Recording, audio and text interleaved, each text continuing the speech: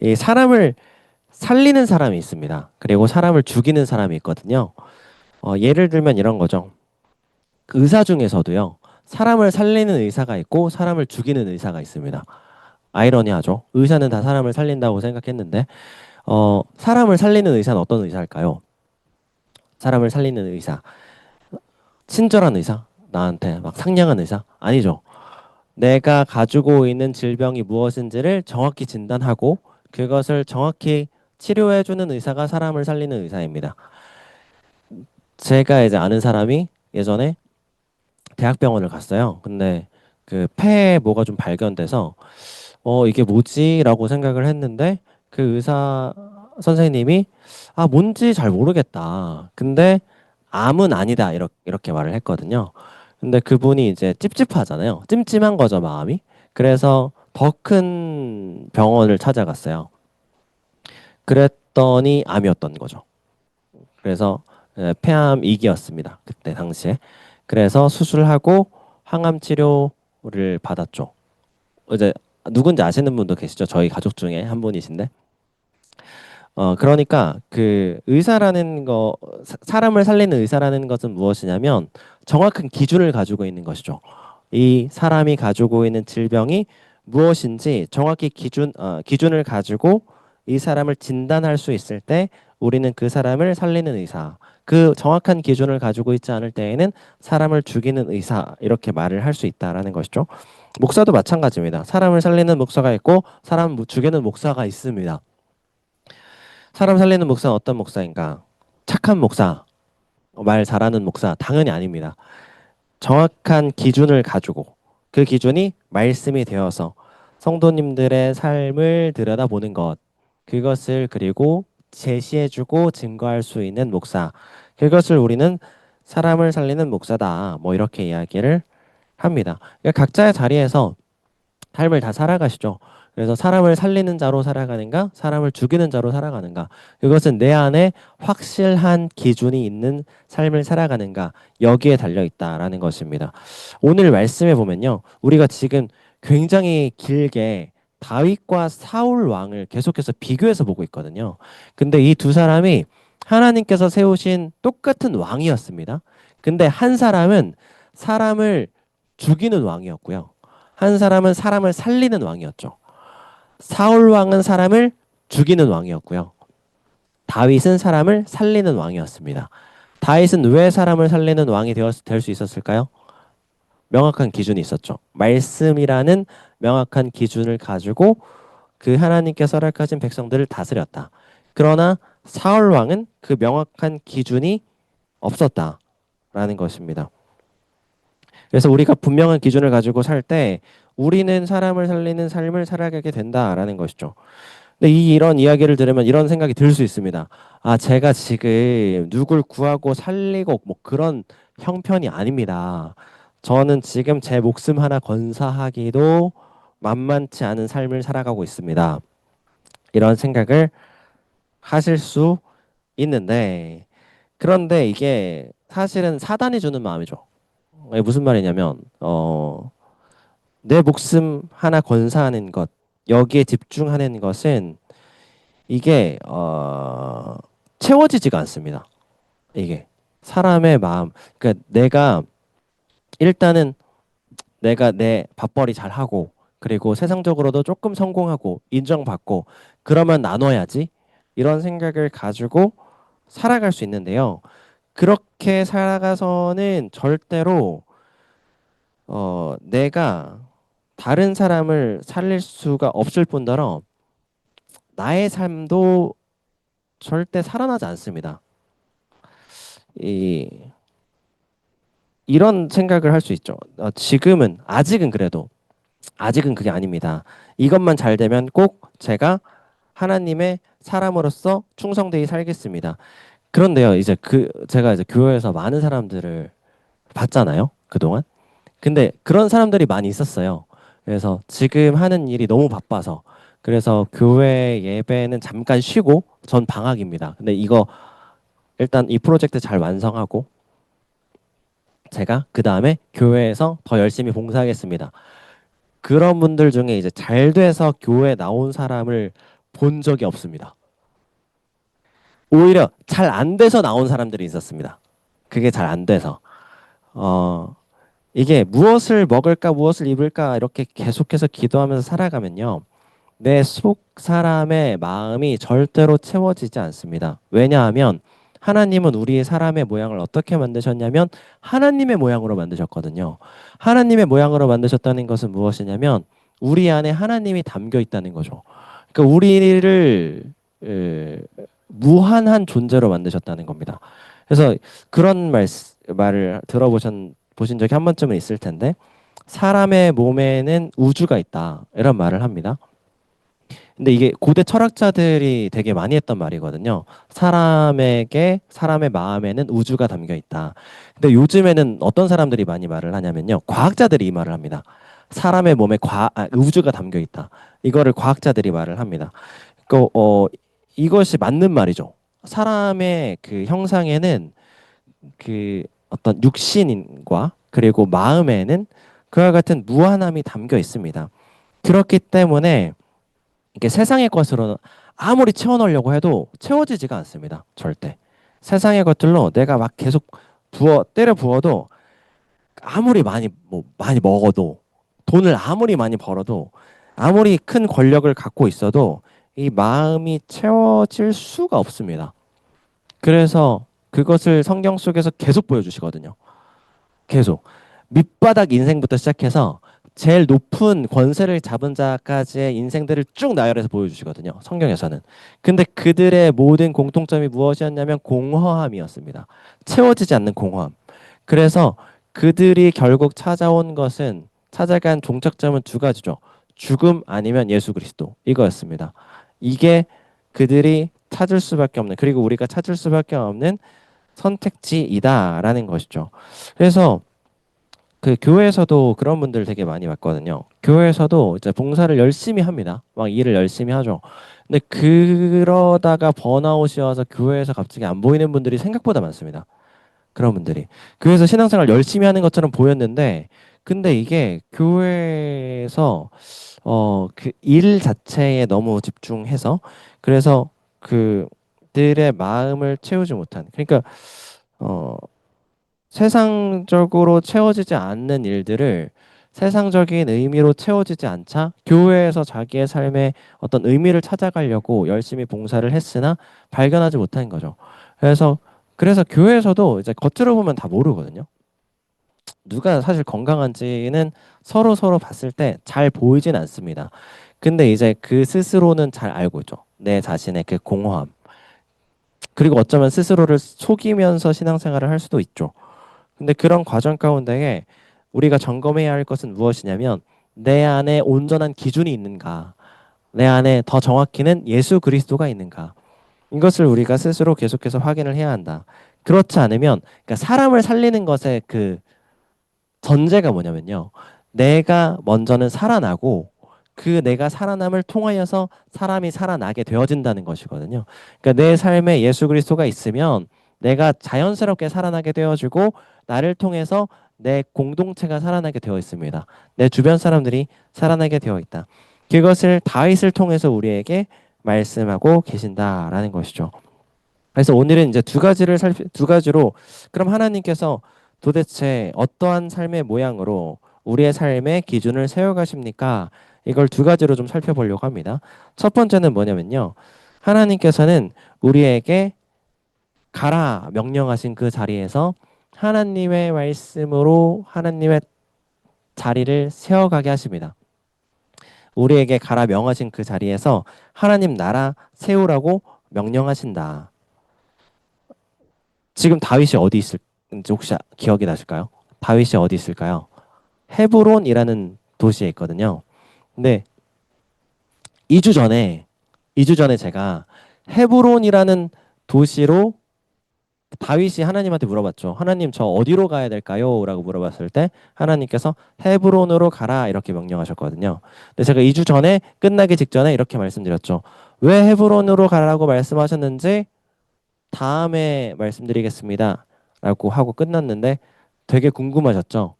그 답을 오늘, 그 궁금증을 오늘 이제 드디어 풀어드릴 수 있게 되었습니다. 헤브론이 어떤 땅이냐면요. 헤브론에는 어, 갈렙의 고백이 담겨 있는 도시가 헤브론이었습니다. 갈렙의 고백. 그 찬양 혹시 아시나요? 이 산지를 내게 주옵소서. 이 산지를 내게 주소서. 그 찬양. 그러니까 그 찬양의 주인공이죠. 이 산지를 내게 주옵소서. 고백했던 갈렙. 그 이 산지가 어디냐면 헤브론입니다. 헤브론 주옵소서라고 고백했거든요. 근데 이게 어떤 상황이었냐면요. 이스라엘 백성들이 출애굽하고 40년 광야 생활한 다음에 이제 가나안 땅에 정착을 하기 시작합니다. 이제 그 정복을 하기 시작하죠. 그러면서 땅을 분배하기 시작하거든요. 근데 땅 분배하기 전에 갈렙이 여호수아에게 가서 말합니다. 이 산지를 내게 주옵소서. 이 헤브론 이 산지를 내게 주옵소서 가서 이야기를 합니다. 근데 이 산지를 달라고 말했을 때 이 그 헤브론 땅을 이미 정복한 상태였느냐? 그렇지 않았다는 거죠. 정복하기 전입니다, 아직. 정복하기 직전에 이 산지를 내게 주옵소서라고 말하는 거죠. 그렇다면 이 산지는 어떤 산지였는가? 정복하기가 진짜 어려운 산지였습니다. 그 지형 자체가 이 전쟁으로 거기를 정복하기가 어려운 지역이었고 또 하나는 무엇이 있었냐면 그 자리에 살고 있는 거주민들이 안악 자손들이었는데 이 사람들이 거인이었죠. 그래서 그 과거에 12명의 정탐꾼이 와서 저들은 거인이고 우리는 메뚜기입니다라고 이야기를 했을 때 거인으로 보였던 사람들이 안악자손 그 사람들이 바로 안악자손들이었다. 그러니까 산지도 험난한데 거기에 머무르고 있었던 사람들도 거인이었죠. 그러니까 굉장히 정복하기가 쉽지 않은 쉽게 말해서 조도 안 갖는 그런 어려운 정복하기 어려운 땅이었다. 근데 그 고백을 했을 때 갈렙의 나이가 몇 살이었냐면 85세였습니다. 나이가 85세. 그러니까 육체적으로도 쉽지 않은 상황에서 칼렙은 하나님한테 나아가서 이렇게 고백한 겁니다. 이 산지를 내게 주옵소서. 왜 그렇게 고백했느냐? 하나님께서 40년 전에 갈렙에게 이미 약속하셨기 때문에 민수기 14장 24절에 뭐라고 말씀하시냐면요. 하나님께서 그러나 내 종 갈렙은 그 마음이 그들과 달라서 나를 온전히 따랐은즉 그가 갔던 땅으로 내가 그를 인도하여 드리리니 그의 자손이 그 땅을 차지하리라 말씀하셨죠. 그러니까 갈렙에게 이미 약속하셨거든요. 네가 보고 온 그 땅, 거인처럼 보였던 그 땅, 내가 네 땅으로 줄게라고 말씀하신 거죠 이미. 그래서 그 말씀을 갈렙은 붙들었고 하나님은 그 말씀대로 승리하신 겁니다. 갈렙이 그와 같이 믿음으로 고백하여서 세운 땅, 그 땅이 바로 헤브론 땅이었고 하나님께서는 다윗을 다시 그 헤브론 땅으로 가라고 명령하신 것이다. 그러니까 우리에게도 이와 같은 믿음의 고백이 있어야 한다라는 것이죠. 내게 주신 땅이 내가 머물게 하신 자리가 그냥 내게 주신 자리는 사실 아닙니다. 하나님께서는 치밀하심 가운데 나의 삶을 그 자리 가운데 인도하셨거든요. 그러면 우리에게 어떠한 삶의 신앙의 고백이 있어야 되냐면 이 산지를 내게 주옵소서라는 믿음의 고백이 있어야죠. 그 자리에서. 제가 얼마 전에 그 영상 하나를 봤는데 그 미국에 있는 어떤 한 학교에서 찍힌 영상이었어요. 학교에서 CCTV가 다 있잖아요. 근데 CCTV로 어떤 선생님이 돌아다니는 거를 목격을 한 거죠. 근데 이 선생님이 교실, 그리고 체육관, 급식실, 뭐 운동장 이런 데를 계속 돌아다니세요. 근데 돌아다니면서 뭐 하는지 살펴봤더니 기도하면서 돌아다니시는 거예요. 그래서 그러니까 자기가 만나서 내가 가르칠 학생들이 이 자리에서 하나님의 자리에서 잘 자라날 수 있도록 기도하신 거죠. 그 자리를 돌아다니면서. 우리에게 명령하신 것이 바로 이겁니다. 하나님께서 명령하신 것이. 가서 내가 뭔가 큰 업적을 세워라. 하나님께서 말씀하지 않으셨거든요. 하나님은 그 자리에서 그냥 내가 말한 대로 그 자리로 나아가라. 이렇게 말씀하셨을 뿐입니다. 가서 우리가 무엇을 해야 되느냐? 계속 반복해서 말씀드리지만 예수 그리스도의 이름 그냥 세우면 됩니다. 가서 아무것도 안 해도 됩니다. 그냥 그 자리에서 예수 그리스도의 이름으로 살아가면 하나님께서 그 자리 가운데 하나님의 자리로서 삼아 가십니다. 잘하게 하시죠. 예수님의 제자들이 예수님한테 나아가서 물어봤습니다. 예수님, 저 진짜 하나님의 일을 하기를 간절히 원합니다. 제가 도대체 뭘 해야 할까요? 가서 물어보거든요. 예수님께서 제자들에게 말씀하시죠.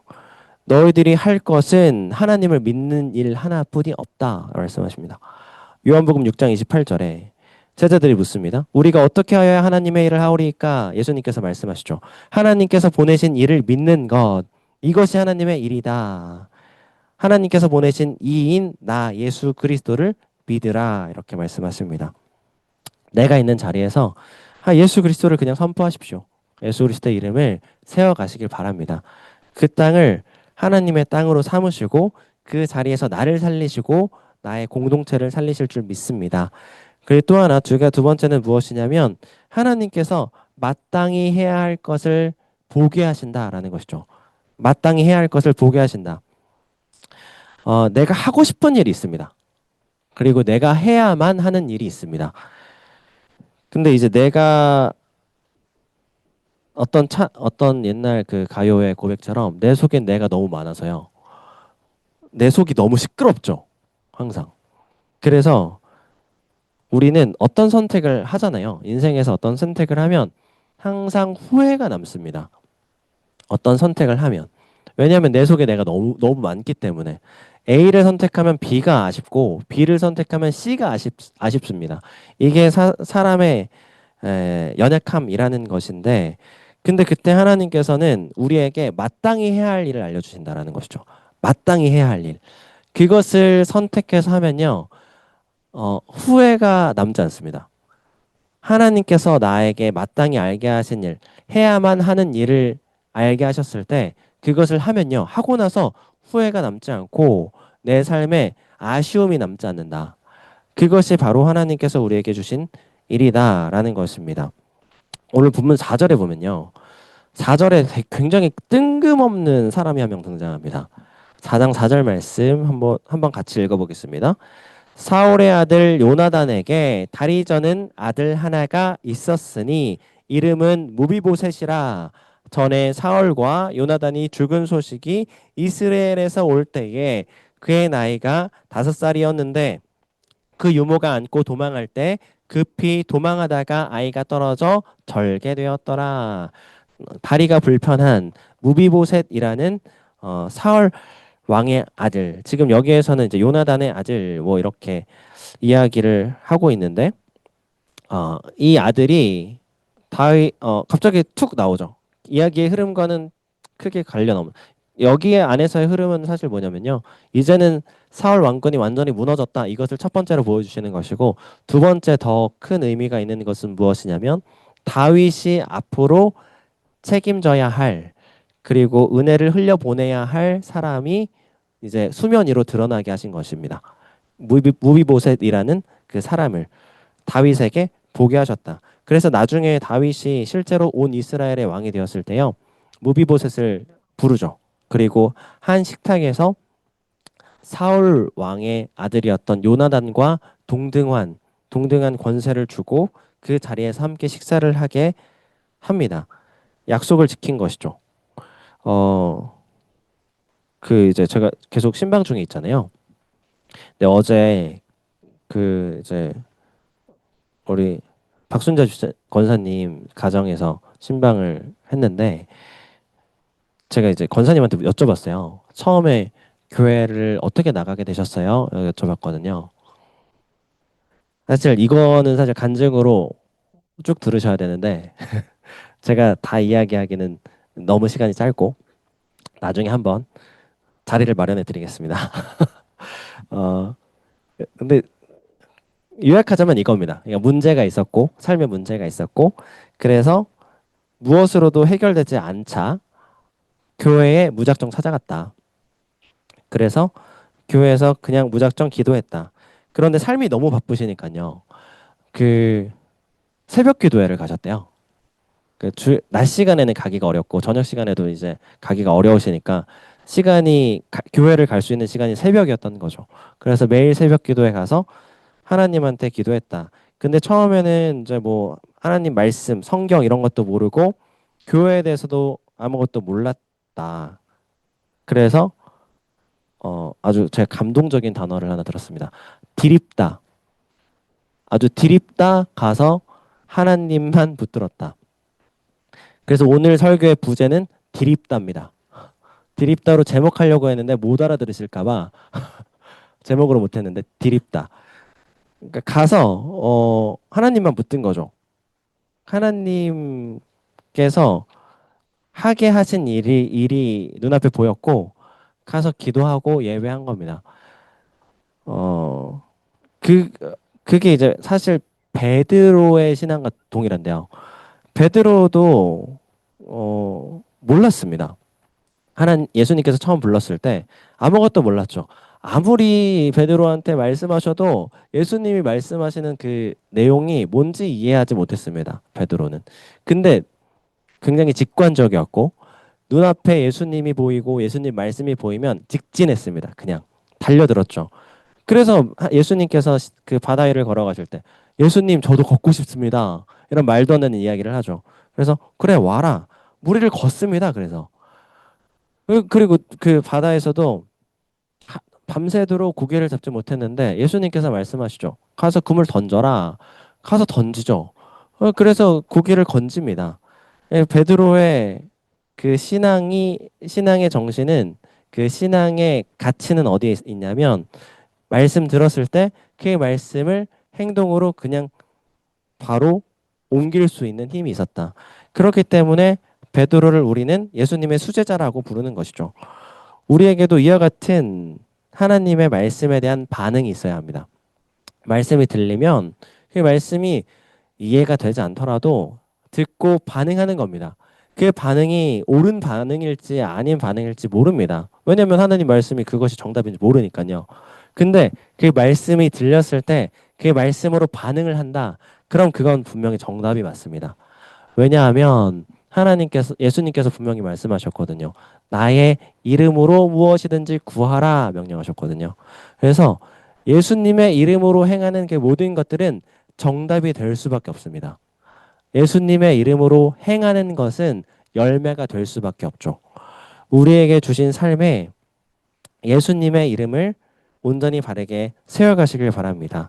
그리고 보게 하시고 듣게 하신 그 말씀을 삶으로 있는 힘을 다하여서 나아가시길 바랍니다. 하나님께서 그때에 나를 살아나게 하시고 나를 통하여서 사람을 살리게 하시는 은혜를 맛보게 하실 줄 믿습니다.